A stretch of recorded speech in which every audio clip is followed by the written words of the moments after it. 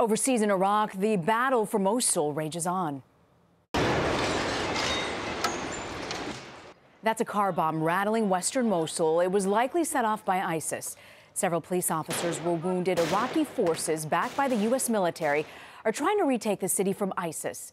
Meanwhile, the terror group is suspected of carrying out a chemical attack on civilians in Mosul this past week. Here's Jonathan Vigliotti.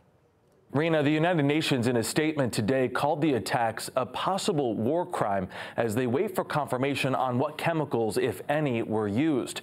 The UN confirmed at least 12 people are being treated at a hospital in Erbil. Among the injured, 5 children and a 1-month-old baby.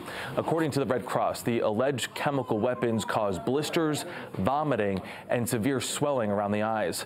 The injuries happened in 2 separate attacks in eastern Mosul beginning Wednesday. This woman said a rocket landed in her home and sprayed her family with what she described as an oily chemical. Eastern Mosul was once controlled by ISIS until U.S.-backed Iraqi forces recaptured it in January.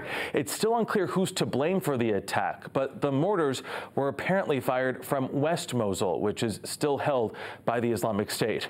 The unrest has led to a mass exodus. The United States has warned that ISIS could use weapons containing sulfur mustard agents as Iraqi forces now push to liberate western Mosul.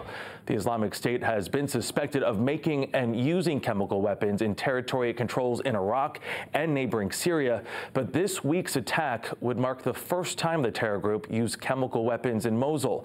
Rena, the United Nations is now calling for a full investigation. Okay, Jonathan Vigliotti in London.